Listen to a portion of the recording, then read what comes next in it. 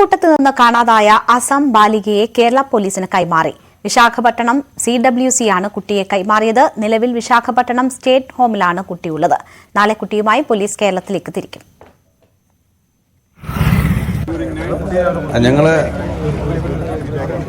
ഞങ്ങൾ ആ മിസ്സിംഗ് കേസിലെ കുട്ടിയെ CWC ഞങ്ങൾ വാങ്ങി നാളെ ഉച്ചയോടുകൂടി ഞങ്ങൾ തിരിച്ച് കേരളയിലോട്ട് പോകുന്നതായിരിക്കും.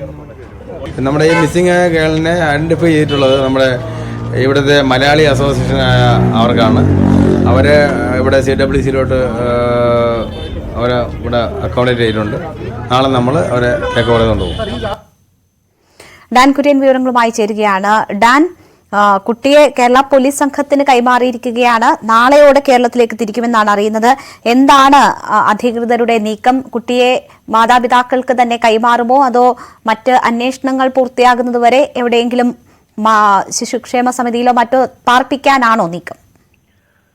ക്ഷണിക, ഇന്ന് രാവിലെ വിജയവാഡയിലെത്തിയ കേരള പോലീസ് സംഘമാണ് ഉച്ചയ്ക്ക് ശേഷം 4 മണിയോടെ ഈ വിശാഖപട്ടണത്ത് എത്തി CWC അധികൃതരിൽ നിന്ന് ശിശുക്ഷേമ സമിതിയുടെ ചെയർമാൻ ഉൾപ്പെടെയുള്ളവരെ നേരിൽ കണ്ട് കുട്ടിയെ ഏറ്റുവാങ്ങിയത്. സ്വാഭാവികമായി നമുക്കറിയാം, ഈ കുട്ടിയെ കാണാതെ പോയ കേസ് രജിസ്റ്റർ ചെയ്തിരിക്കുന്നത് കഴക്കൂട്ടത്താണ്. സ്വാഭാവികമായി കഴക്കൂട്ടം വരുന്നത് ആറ്റിങ്ങൽ ജൂറിസ്ഡിക്ഷന്റെ പരിധിയിലാണ്. അതുകൊണ്ട് തന്നെ ആറ്റിങ്ങൽ മജിസ്ട്രേറ്റിന് മുമ്പാകെയാണ് കുട്ടിയെ ഹാജരാക്കേണ്ടത്. എന്തായാലും നാളെ ഉച്ചയ്ക്ക് ഇവിടെ നിന്ന് വിശാഖപട്ടണത്തു നിന്ന് തിരിച്ച് ഞായറാഴ്ച രാവിലെ കൊച്ചുവേളിയിലെത്തി തുടർന്ന് മജിസ്ട്രേറ്റിന് മുമ്പിൽ ഹാജരാക്കി കുട്ടിയുടെ മൊഴി എടുക്കുന്നതിന് വേണ്ടിയിട്ടുള്ള നീക്കമായിരിക്കും പിന്നീടുണ്ടാകുക.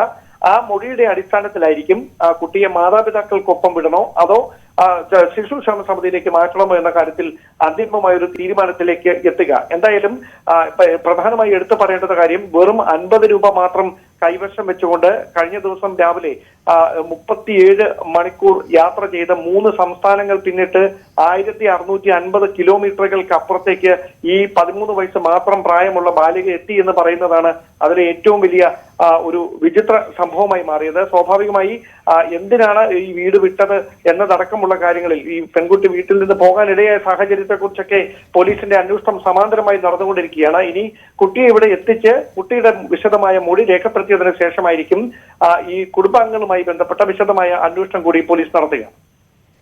ശരി, ഡാൻ കുര്യനാണ് വിവരങ്ങൾ നൽകിയത്.